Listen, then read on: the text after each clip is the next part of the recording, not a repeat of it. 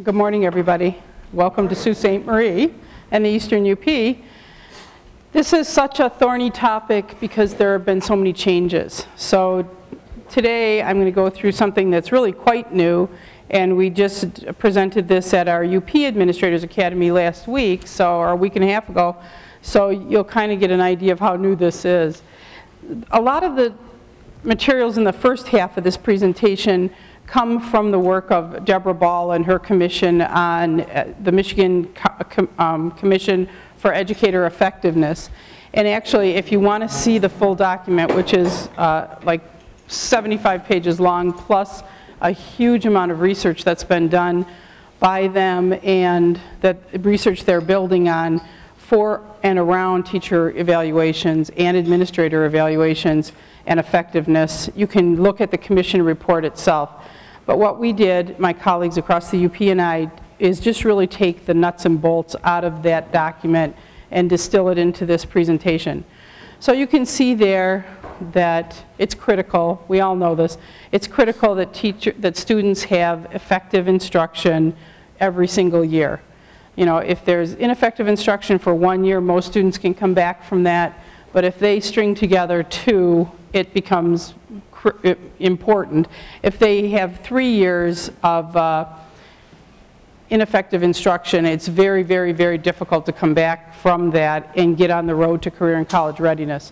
So that's where a lot of this research is really based in. It has to be grounded, as you see in the bottom, in improvement, focused feedback, and not punitive action.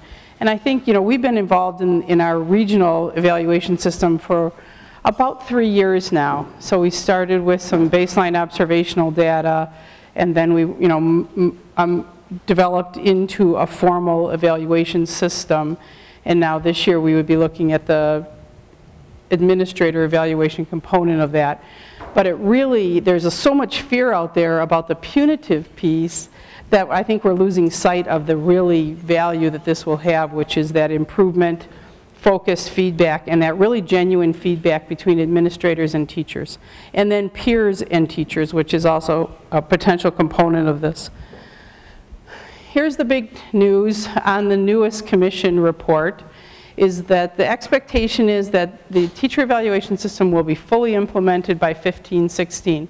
So we do have a couple of years to build up to this, although you can see in the last bullet that there is an expectation that everybody this year will be moving toward that 50% of the evaluation based on student growth and assessment data.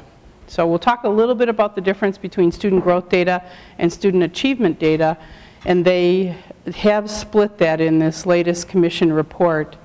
So you can see the layout. 50% of the teacher's evaluation will be based on practice, and 80% of that has to come from classroom observation data. So that's very specific compared to the former report and the former expectations. And then 50% would be based on student growth and assessment data. So that's the biggest part to sink in, because that really does change what some of the models that have been used over the past couple of years have had. That much more emphasis on observational data. So I know in our case we have to modify ours slightly for that, but it will be interesting. And then 20%, no more than 20% based on student and parent survey or portfolios. And this would be teacher portfolios. And then significant component, etc.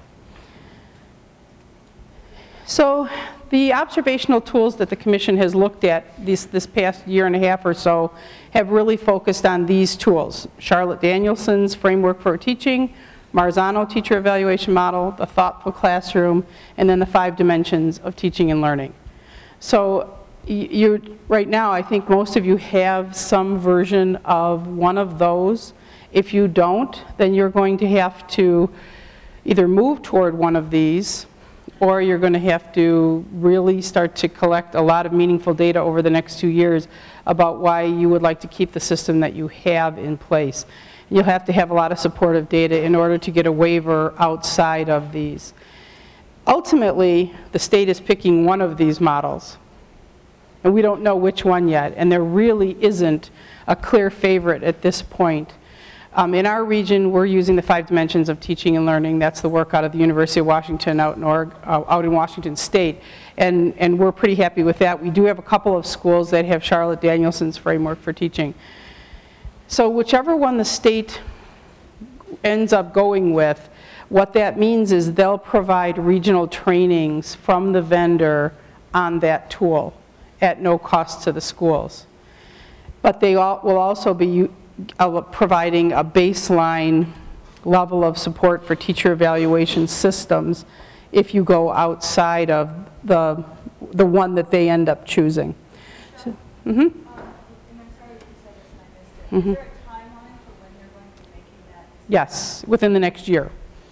Within the next year. So if anybody has strong feelings about one or the other, they probably need to communicate with somebody on Deb Ball's commission about that. And I know that the RFP, as you can see, is going out. So it will be based largely on the money, the vendor costs for providing statewide trainings. And then the schools will be responsible for the implementation back at their district. And as you know, because all of you have some system in place, there are costs associated with all of these things if you're using any kind of the online tools that come with any of these models. So the RFP is going out. The current data that there's really not much difference between these. As far as full implementation of any of those 4 observation tools and the full-blown evaluation package that comes with are really pretty close. It's all about good instruction and good teaching and appropriate progress monitoring. So just a kind of an expansion of that. You can read that. It really is them picking a vendor, them providing regional trainings around that tool, and then the expectation is that the schools will fully implement that system by the beginning of 15-16.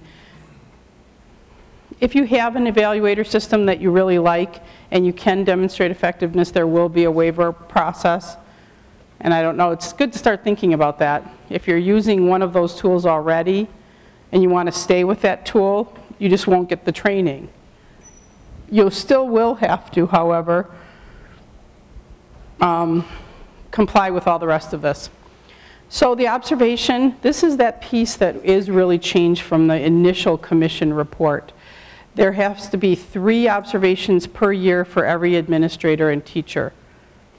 There was no number in the first commission report, and as you know, if you've been in districts for very long, that most schools have a policy of at least 1 formal observation per year and more for new teachers. So those contracts may have to be altered, or however you work, with your teachers on announcing what the parameters of their evaluation will be. That has to be bumped up to at least 3 times per year. I know in our case we actually have more than 3 observations per year at the classroom level, but some are very short, just sort of a walk-through observation. So now this will require that there be more formal observations more than once per year. At least one of the observations must be unannounced. That could be a change for some. And then all of the data has to be reported to the state. So it's not like you can pick the best of 3 and report that as the observation data. It has to be a blend of all the 3 observations. And then it's just reiterating, and I think we should all walk out of here knowing this 4th bullet. Just remember that 50% has to be based on practice, and then 50% has to be based on student growth data, student growth and assessment data, and then no more than 20% can be based on this portfolios or surveys, that sort of thing. 80% has to be on that observational data. So they're really a clear focus on practice, which is good. That's what it's all about. That's where changes, that's where students, the learning is actually happening. In this last piece, lots of bullets throughout the report, lots of statements, lots of things in the commission report that it's really time to start moving to that 50%. So get your teachers ready for that idea that it has to be based on significant component on student growth.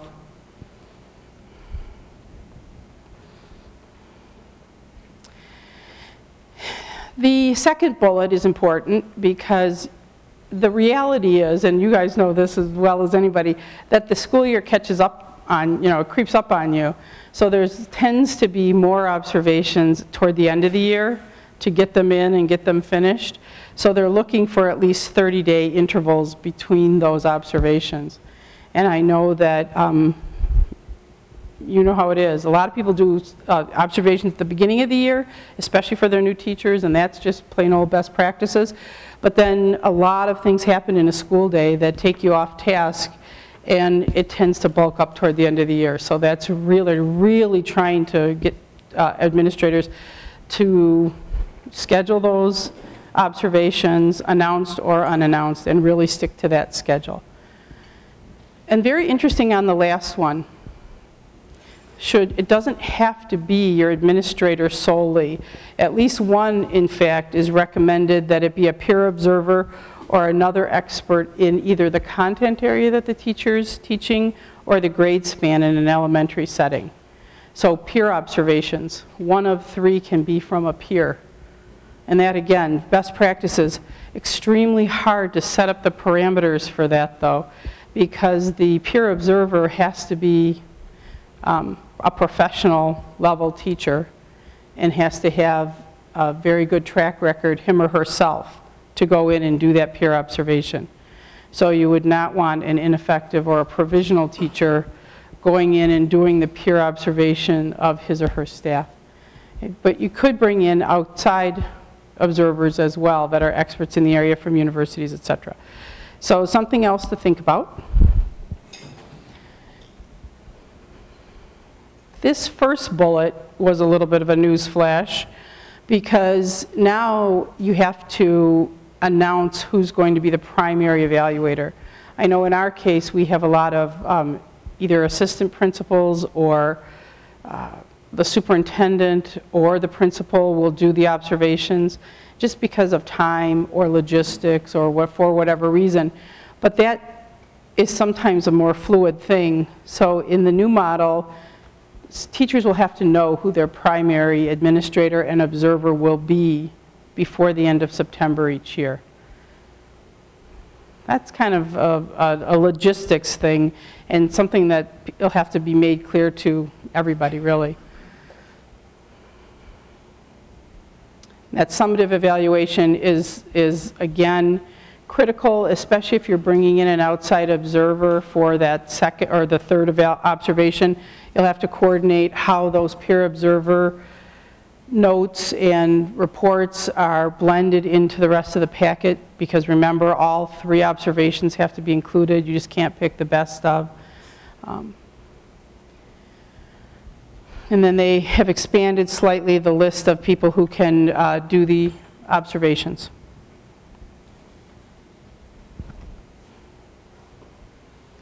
For administrator evaluation, and I'm really happy to see this because this is the most guidance that we've seen on this. The 2 tools that they're recommending, they'll choose from, again, in the same way that they will for the teacher evaluation from those 4 that were previously mentioned. These will be the MASA School Advanced Administrator Evaluation or Reeves Leadership Performance Rubric. So it might be a good time to take a look at those tools and see which one is most consistent with your philosophy at your schools. And then the state will select one of those, same process. They'll provide the trainings, but you would be allowed to have another one if you have evidence in the next 2 years that it's working, and that that's an effective administrator evaluation tool. And here are the things that we've not seen before this specifically. So for administrators, they'll be evaluated on their practice. Student growth measures will have to be included. And this is a new one, the proficiency in evaluating teachers.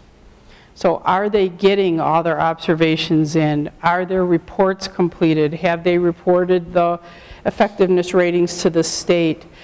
Ultimately, are the effectiveness ratings matching up with the student achievement data that's available for those schools? Is progress being made in the school improvement plan? As you know, through the ASSIST process now, everybody's school improvement plans are submitted to the state, and everybody has very clear goals that usually say things like all students will, you know, be proficient in math within the next 3 to 5 years or something, and then there's interim measures. So that interim measure progress overall will be attached to the administrator's evaluation. Attendance rates, and attendance rates in elementary schools, and then graduation and dropout rates in the high schools will also be included in administrator evaluations. There will be student, parent, and teacher feedback through surveys, and that's been in the evaluations for now. And then LEAs can choose to include other information as well. But this is very specific. What we don't have right now are the breakdowns of the percentages that each will comprise for the administrator. So the tools have some suggestion of that, but we'll really have to look for that over the next year. It's important too to note that last big diamond, the school board must evaluate superintendent. Ultimately, and it's a little, you know, you guys will have to work that out within the charter system, whether it's the management company providing that information to the school boards that then approve it or accept it or adopt it. But that really is an important statement, which is why it's here, is that the school board is really responsible for those administrator evaluations, both how they're conducted and then ultimately submitted to the state with that effectiveness rating. So something important to note. That's an important, this is probably a very important slide to note. So when we're talking about administrator evaluations and superintendent evaluations, it sounds like that they're synonymous. Well, it depends on your setup. The superintendent is responsible for principal evaluations, and the same parameters have to be attached to them at the building level.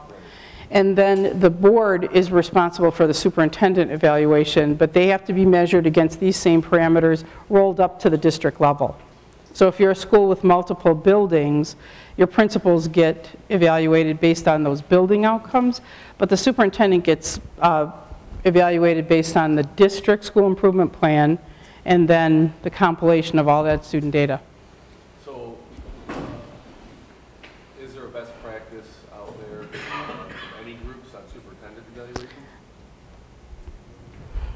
These will be the models to look for right here. These two models are the instruments that can be used. It just seems like districts are going to get tripped up because there needs to be some division between building level administrator, even if you're in one building, right, grade levels that report to them, right, versus the district leader.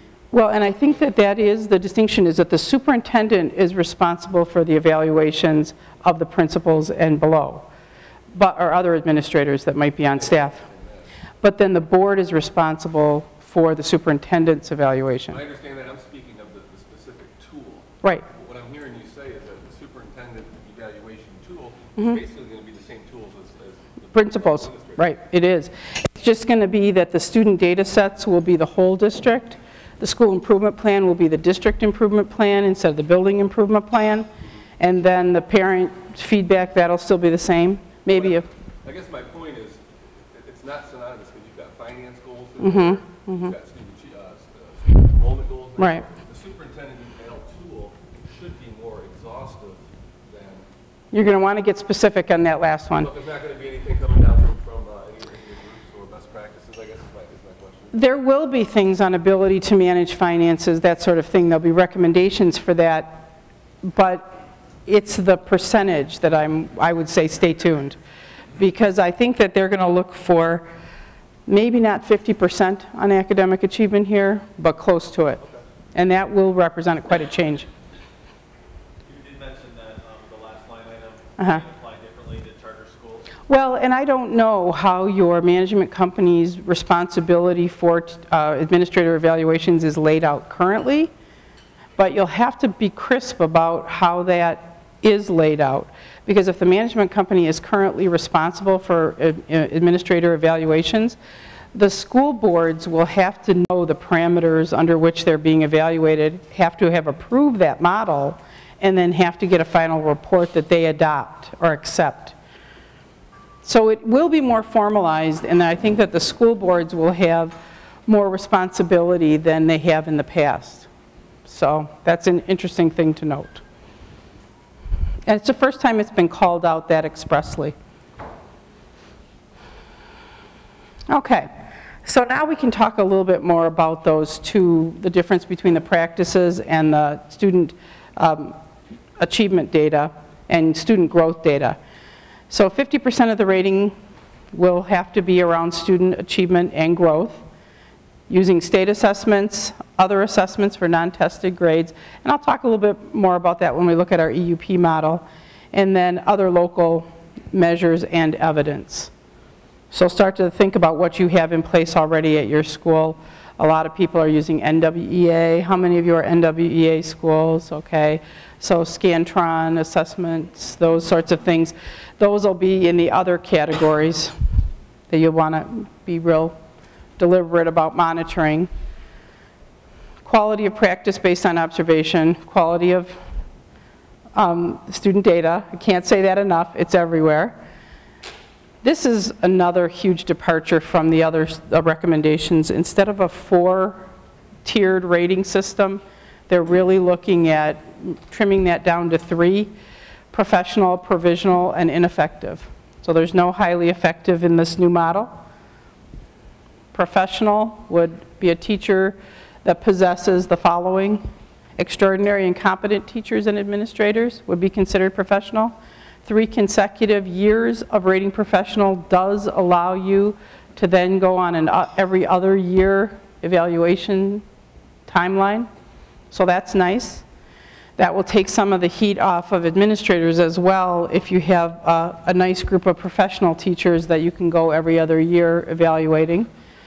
And then only professional teachers will be able to pursue administrative careers or other leadership opportunities. That's new. So for teachers to come out of the ranks of teaching into administration is reliant on a professional status. And I guess when I read this and when I think about this as I'm driving all around the state, it's going to be hard to keep this going, you know, as far as the 3 years.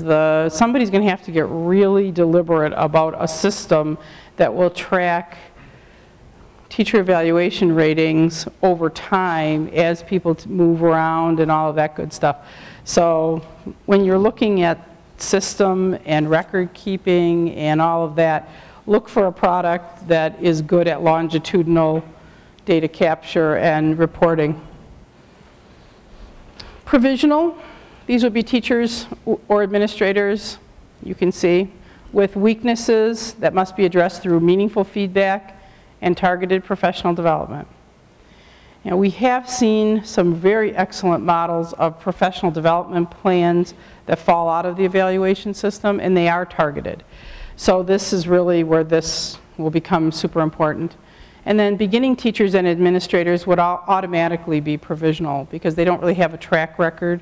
They're building baseline data, and so subsequent years they might be able to either stay provisional or become professional over time. But there's no expectation that a new administrator would be a professional right out of the blocks. There's no track record for student academic achievement data or practice.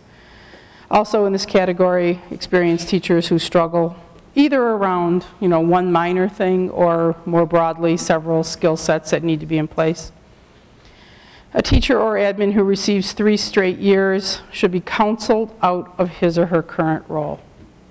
So that's pretty explicit language. That's the most explicit language we've seen as far as that goes. So and that's at the provisional level. So you can't, we knew that before you couldn't have more than 3 years of ineffective rating, but this is the first time they put a time limit on provisional. And then ineffective. Specific critical identified weaknesses must be placed on urgent notice, and then that has to be improved within 2 years. Very specific professional development plans, lots of progress monitoring for ineffective teachers, and then an ineffective rating or for 2 years, and they have to be out. They have to be terminated. So that's pretty brutal. So just in summary, 50% practice, 50% student achievement growth, and then the ratings will be tailored down to 3: professional, provisional, and ineffective. So that's all schools. Everybody has to have some system in place by 15-16, and whatever system you currently have in place, because the law still exists, the teachers are getting evaluated, administrators are being evaluated and rated, but you're going to have to bring your current system into alignment with this over the course of the next 2 years. Any questions on just the summary of the commission report? Any surprises? Anything new that people who weren't aware of or didn't see coming on the horizon? Okay. So now it's really about getting ready for all of this. We have to adapt our current systems and then bring them in line with the emerging required systems. This is just what we have in the Eastern Upper Peninsula. It's just a model. It's not the best model. It's not the end-all model. But it certainly has helped us over the past, this will be our 3rd year of full implementation of this. And it's gone remarkably well in some, when it's implemented. So what we really did was try to align our system to our ongoing efforts around practice, and then we split those up into curriculum, instruction, and assessment. And just a little more specifics on what we actually use are in blue there. Our the academic achievement data is based on 4 data points. So we don't rely just on MEP or MME or Plan or Explore or ACT. Every school establishes the 4 data points that they're going to use for their teachers, and those are different at different grade spans. And then they're also different for teachers that are in non-tested grades. So the band teacher, the art teacher, they have different data points that they're using for their academic achievement growth. But they are really getting specific about what that means, because they have to have measurable data that can be monitored from the beginning to the end of the year and are specific to that teacher's class roster. So when we do this, it is very intentional in the selection of those data points. And fortunately for us, we chose like 25% would be based 2 years ago on academic achievement, and then we bumped up to 40, and now in 13-14 we're at 50, which, again, just out of dead luck, is exactly what the commission has said. This will have to change a little. Right now, we were actually going down with the amount of data that was based on formal observation. These would be the once-a-year announced observations for teachers that have been in the practice for more than 3 years, and then 2 for teachers who had been in less. Now that's being bumped up, remember, to 80, but it's also in combination with our walkthroughs. Our goal for the walkthrough observations is 10 per teacher per year, because then you have a really good body of what's going on in that classroom over the course of the year. Some administrators have met that goal of 10, and some are right around the 5 quick observations, and then 1 or 2 formal, depending on where the teacher is. So that's the number we're going to have to modify. And then remember, we have to limit to 20% anything that would be external in the practice realm. And I think we'll probably tweak that a little bit. So this is where we're at, and we won't have to do many modifications around that. This is really important, and this may change a little bit now that we have 2 years of experience here. And this is just a breakdown of the data that's being used for teachers in tested grades on the left-hand half of the screen, and then teachers in non-tested grades. And again, this came through a lot of discussion. I just have a question. On your previous slide, you showed your current observation form. It's not based on any of the 4 models. Oh, it is. Yeah, good. Thank you for mentioning that. The rubric that is used in this section is the Center for Educational Leadership, the 5 dimensions.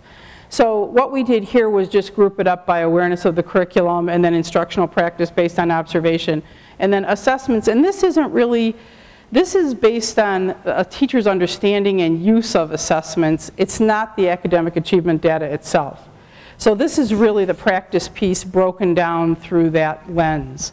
But we do, the actual rubric that we use is the Center for Educational Leadership 5 Dimensions. Thanks for pointing that out. This was just like during the development process, the lens that we used, okay? And then tried to get that breakdown right.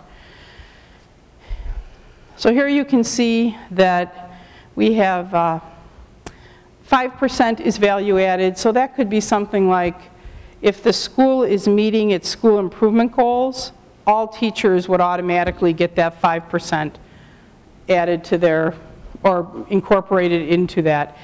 If a school has a school improvement goal that they're working on writing across the curriculum, then the writing score would become that value added piece for that 5%.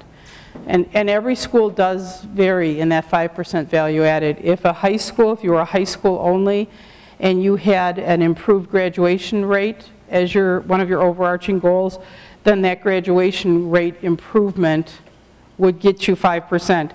If you didn't meet your target, however, everybody would have to take a 5% hit. So that's how that works for value added.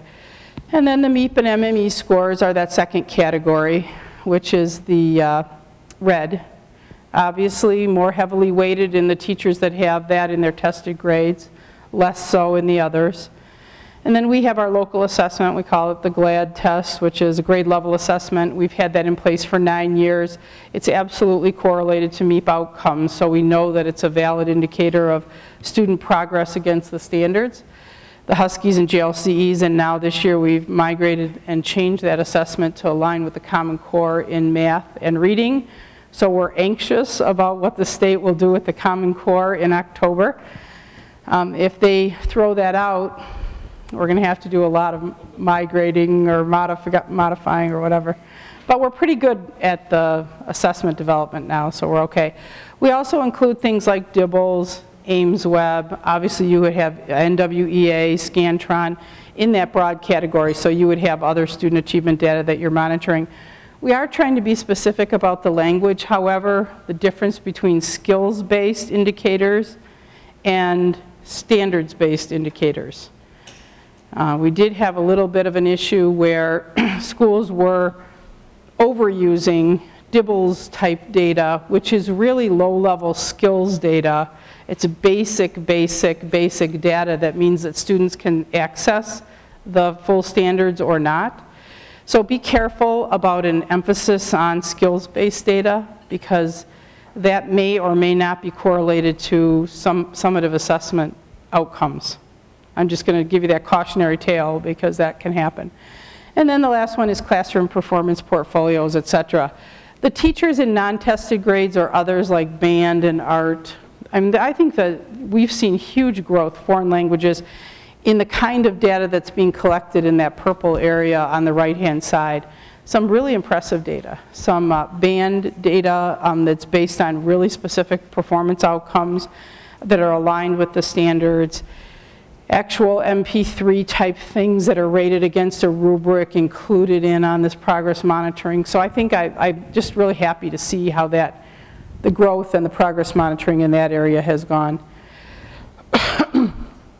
And this last section are just some specific examples of student achievement and growth data that teachers have included in their evaluations this past year. And we have worked a lot on helping individual teachers go into the data systems that they have available and generating reports on their own that are really meaningful and indicatory of what's going on in their classroom. This is pretty much the basic. This is a class roster of MEP data. It's about as typical as it gets. This is the kind of rostered level data that the state is providing you with on the OEAA site, the BAA site. Have any of you gone in and looked at your school's reports? Okay, so this would be an example of that. So it's pretty basic stuff. Everybody in 3-7 will have this for reading and math. They're just the scale scores, and this is student growth data. So in the absence of anything else, this is what you would have as that 50%.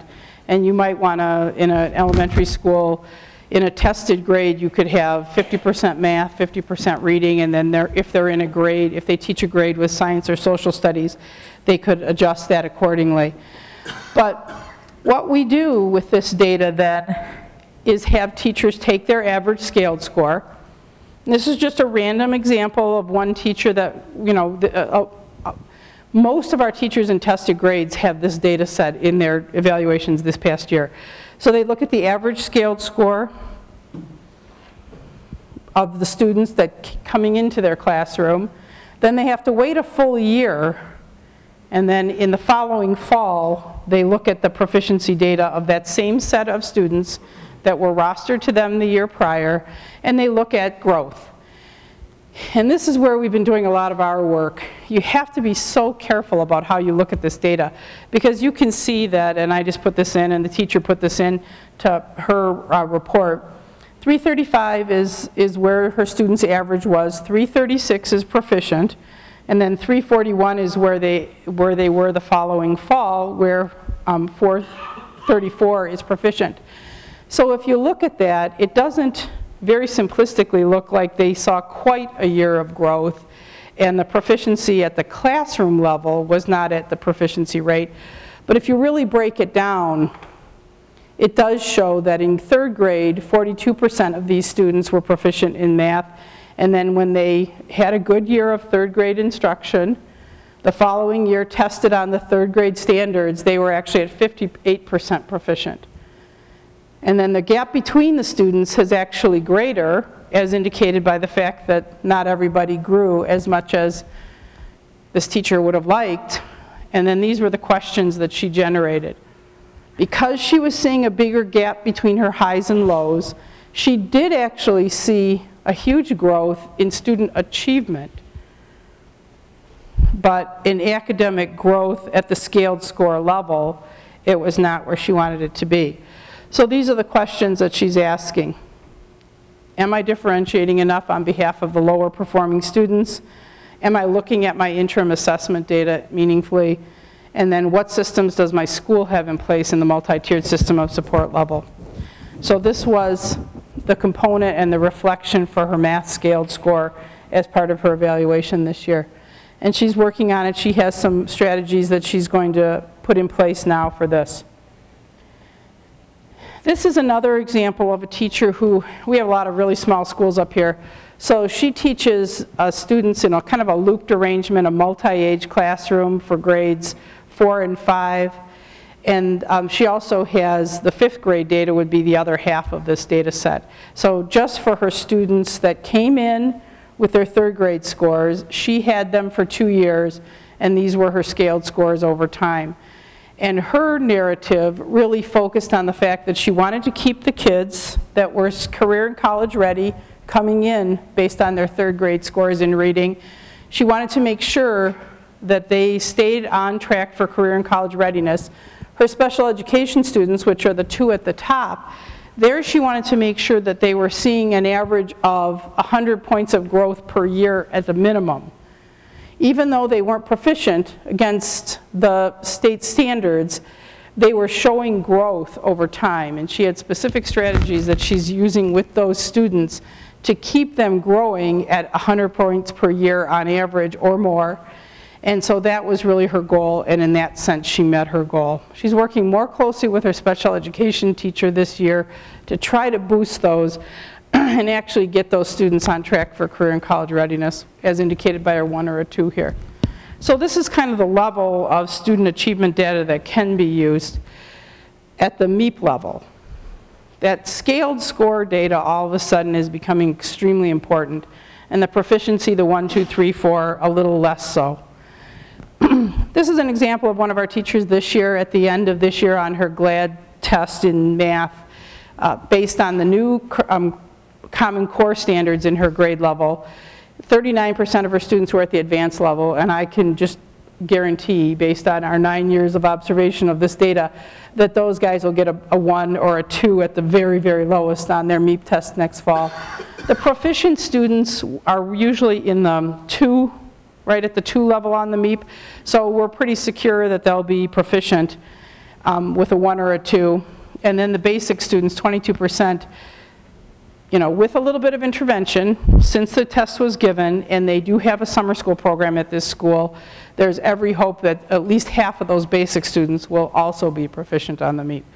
So this represented a huge improvement from her student group the year prior. So in her report, she has last year's data, little pie chart, and this year's data showing that growth in predicted outcomes on next year's MEP, based on our little GLAD test that we have here. And then the Ames Web data. This is another extremely small class, again, where they have a multi-age classroom. So in this case, she actually has 3 grade levels in her class, and she was monitoring her students' Ames Web math data coming in and then exit, or in the middle of the year. And she had some strategies in place for basic math computation skills, which she saw as a huge weakness of the students coming in. So she worked really intently with this group and saw huge growth in her students' skill level, so their readiness to access the standards. And this school has seen super dramatic results, improvement against the MEP and tests. So this is kind of the level that the teachers are working at.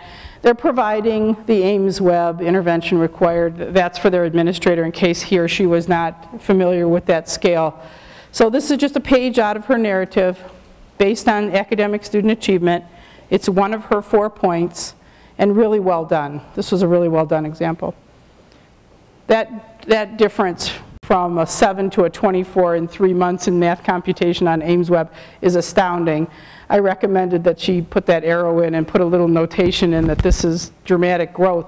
So the strategies that she had selected for this differentiated group of students was the right one, and their computation skills are going through the roof.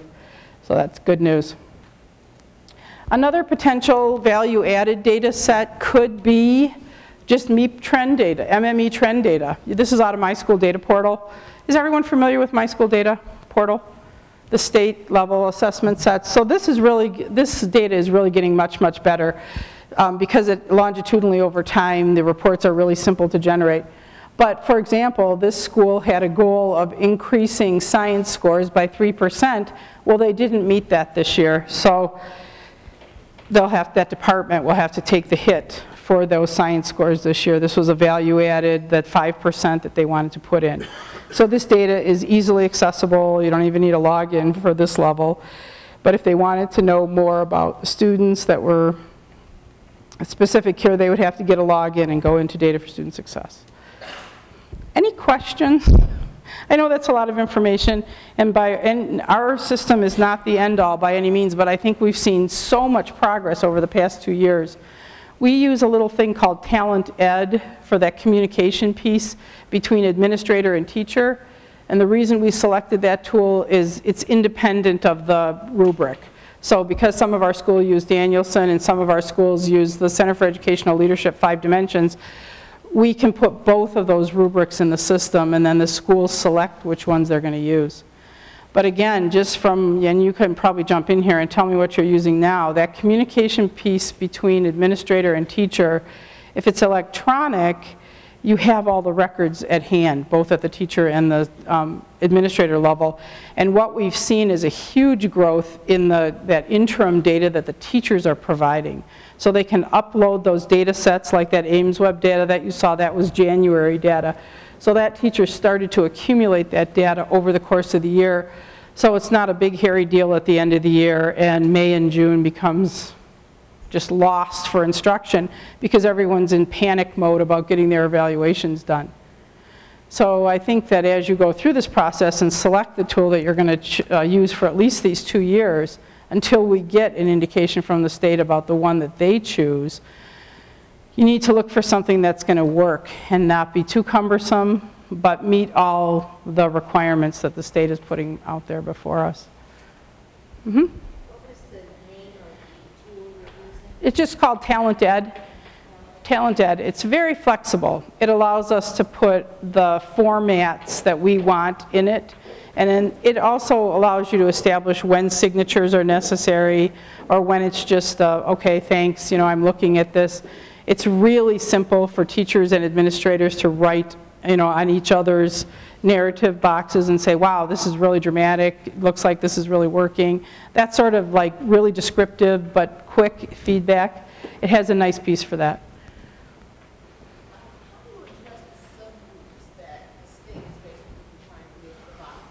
Mm-hmm. Right.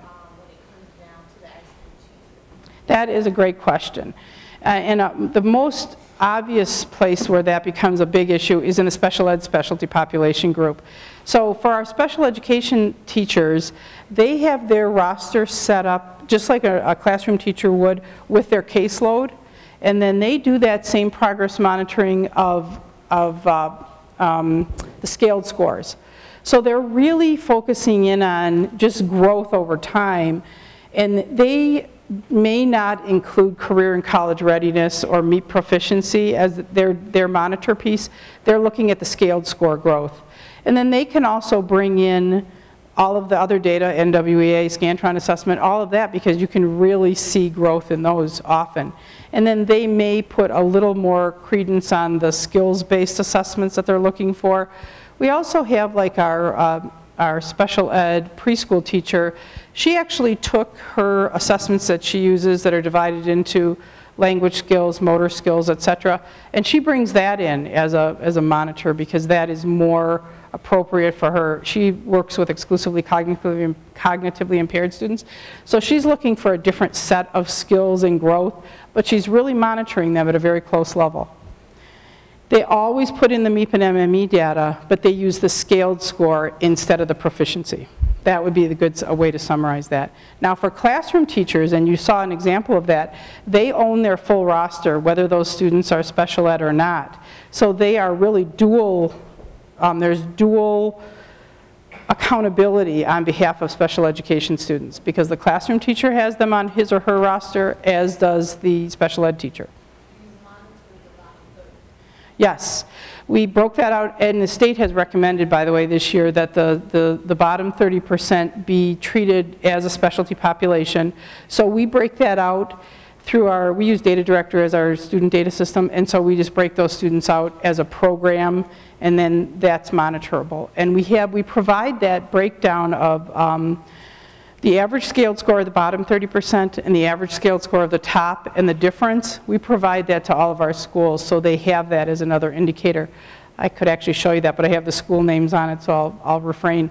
But that's been a really helpful tool for focusing on multi-tiered system of supports available in the school. And so I really like that, because again, it's not punitive, it's just what it is. It just provides focus and a way to approach issues that are out there.